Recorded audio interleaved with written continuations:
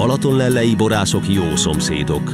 Póc Attila folytatva a családi hagyományt maga is borász lett. Míg édesapja hajdan lovaskocsikkal gyűjtötte be a zamatos fürtöket, addig Attila géppel szedi az idei termést. Ennek a módszernek is megvannak az előnyei.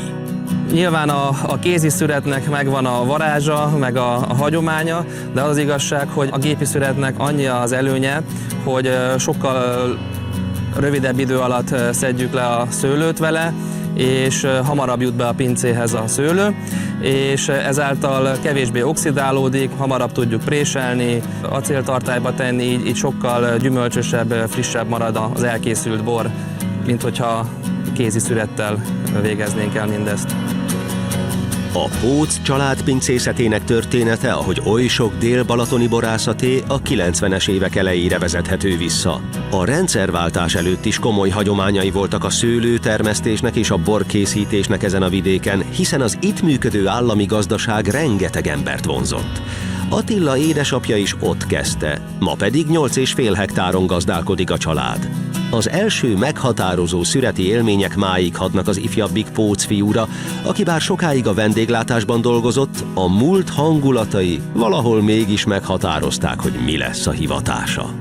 Gyakorlatilag a 90-es évek elején, miután mindenki elkezdett saját szőlővel foglalkozni, nekünk is, meg apunak, a volt munkatársainak, kollégáknak, barátoknak volt 1-2 hektár szőlő, és akkor egymásnak szedték a szőlőt, mi gyerekek pedig ott rohangáltunk a szőlősorok között, és gyakorlatilag mi voltunk a szülők segédei, vittük a frissítőt, üdítőt, bort, szódát, és akkor mi voltunk a büfések tulajdonképpen, és amikor már nyilván nagyobbak lettünk, akkor mi is besegítettünk a szüretbe, mi is szedtük a szőlőt, rakottuk a rekeszeket, úgyhogy nagyon jó élmény volt, nyilván jól éreztük magunkat, jó levegőn voltunk, futkároztunk, játszottunk, úgyhogy nagyon sok szép emlék van onnan.